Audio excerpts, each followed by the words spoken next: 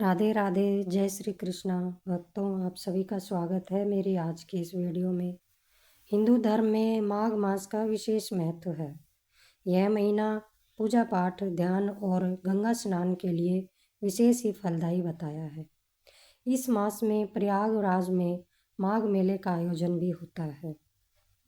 पौष मास की पूर्णिमा से आरंभ होकर माघ मास की पूर्णिमा तक चलने वाला यह माघ स्नान अति ही पुण्य प्रदान करने वाला माना गया है।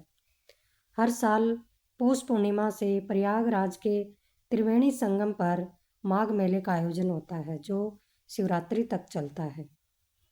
ऐसे में साल 2026 में यह आयोजन 3 जनवरी से 15 फरवरी 2026 तक चलेगा।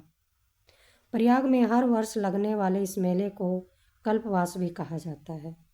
माघ स्नान करने वाले मनुष्यों पर भगवान विष्णु प्रसन्न रहते हैं और उन्हें सुख, सौभाग्य, धन, संतान और मोक्ष प्रदान करते हैं। यदि सकाम भाव से माघ स्नान किया जाए तो उससे मनोवांछित फल की सिद्धि होती है और निष्काम भाव से स्नान आदि करने पर वह मोक्ष देने वाला होता है, ऐसा शास्त्रों में बताया है। साथ ही माघ मास के मातम का भी श्रवण करना चाहिए। माघ मास का मातम पुण्यों को देने वाला और सभी पापों को नाश करने वाला है। आज हम माघ मास के 18वें अध्याय का श्रवण करेंगे। चलिए कथा शुरू करते हैं। श्री वशिष्ठ ऋषि कहने लगे कि हे राजन, मैंने दत्तात्रेय जी द्वारा कहा माघ मास का मातम कहा। अब मैं माघ मास के स्नान का फल कहता हूँ, सुनो। हे परंतप, माघ स्नान सब यज्ञों, व्रतों का और तपों का फल देने वाला है। माघ मास में स्नान करने वाले स्वयं तो स्वर्ग जाते ही हैं, उनके माता पिता और दोनों के कुलों को भी स्वर्ग प्राप्त होता है। जो माघ मास में सूर्योदय के समय नदी आदि में स्नान करता है, उसके माता पिता के 7 कुलों की पीढ़ी स्वर्ग को प्राप्त होती है।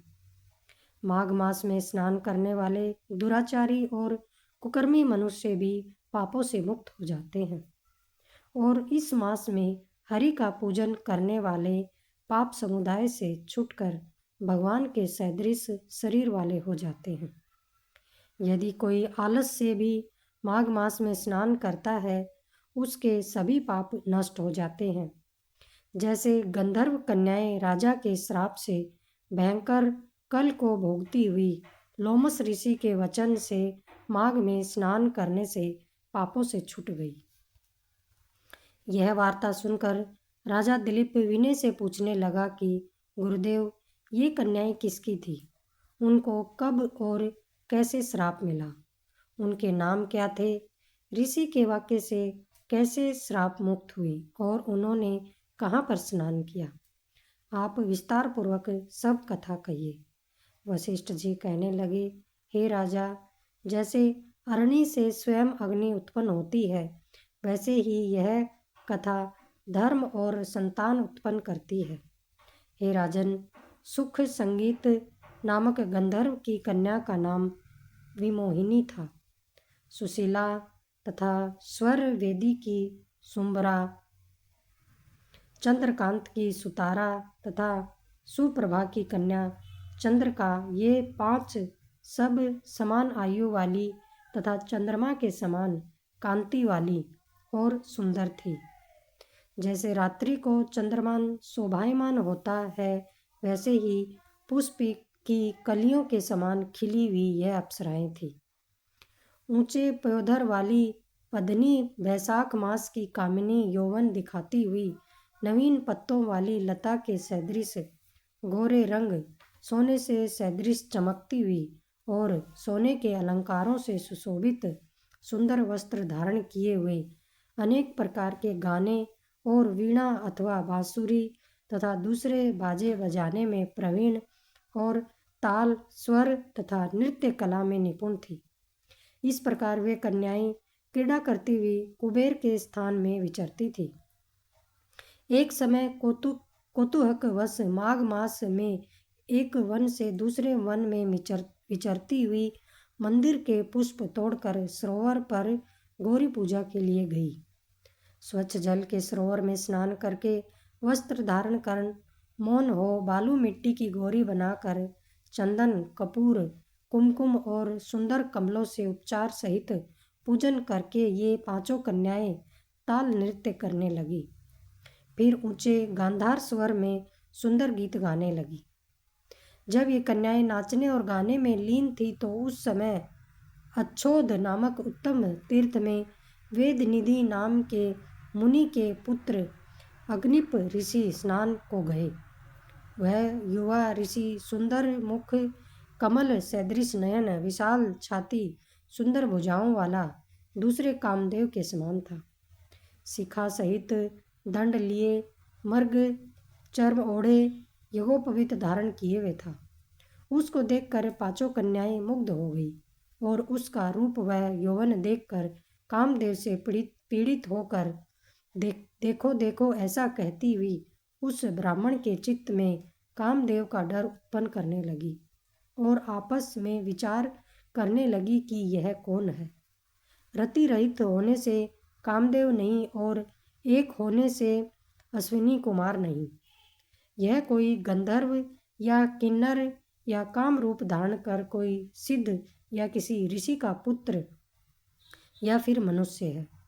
कोई भी हो, ब्रह्मा जी ने इसको हमारे लिए बनाया है।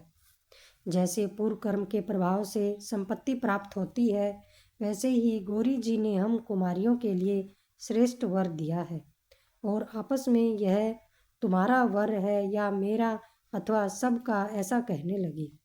जिस समय उस ऋषि पुत्र ने अपनी मध्याह्न की क्रिया करके ऐसे वचन सुने तो वह सोचने लगा कि यह तो बहुत बड़ी समस्या उत्पन्न हो गई। ब्रह्मा, विष्णु, महेश आदि देवता तथा बड़े योगीश्वर भी स्त्रियों के ब्रह्म जाल में मोहित हो गए हैं। इनके तीक्ष्ण बाणों से किसका मन रूपी हिरण घायल नहीं हो सकता। जब तक नीति और बुद्धि रहती है तब तक पाप से भय रहता है। जब तक की गंभीरता रहती है, यम विधि का पालन होता है, तब तक मनुष्य स्त्रियों के काम रूपी बाणों से बींधा नहीं जाता। ये मुझे उन्मत्त और मुग्ध कर रही हैं। किन गुणों से धर्म की रक्षा हो सकती है? स्त्रियों के मांस, रक्त, मल, मूत्र से बने घृणित और अशुद्ध शरीर में कामी लोग ही सुंदरता की कल्पना करके रमण कर सकते हैं। शुद्ध बुद्ध वाले महात्माओं ने स्त्रियों के पास रहना कष्टकारक कहा है। सो जब तक यह पास आए घर चले चलना चाहिए। अतः जब तक वह उसके पास आई वह योग बल के द्वारा अंतर ध्यान हो गया। ऋषि पुत्र के ऐसे अद्भुत कर्म देखकर वह चकित होकर डरी हुई चारों ओर देखने लगी और आपस में कहने लगी कि यह क्या इंद्रजाल था जो देखते ही देखते विलीन हो गया। और वह विरह की अग्नि में जलने लगी और कहने लगी कि हे कांत, तुम हमको छोड़कर कहाँ चले गए? क्या तुमको ब्रह्मा ने हमको विरह रूपी अग्नि में जलाने के लिए बनाया था? क्या तुम्हारा चित्त दया रहित है जो हमारा चित्त दुखाकर चले गए? क्या तुमको हमारा विश्वास नहीं? क्या तुम कोई मायावी हो या बिना किसी अपराध के ही हम लोगों पर क्यों क्रोध कर रहे हो? तुम्हारे बिना हम नहीं जिएंगी। जहाँ पर आप गए हो हमें भी शीघ्र ले चलो, हमारा संताप दूर करो, हमें दर्शन दो। सज्जन लोग किसी का नाश नहीं देखते। माघ मास के माध्यम का 18वां अध्याय समाप्त। राधे राधे।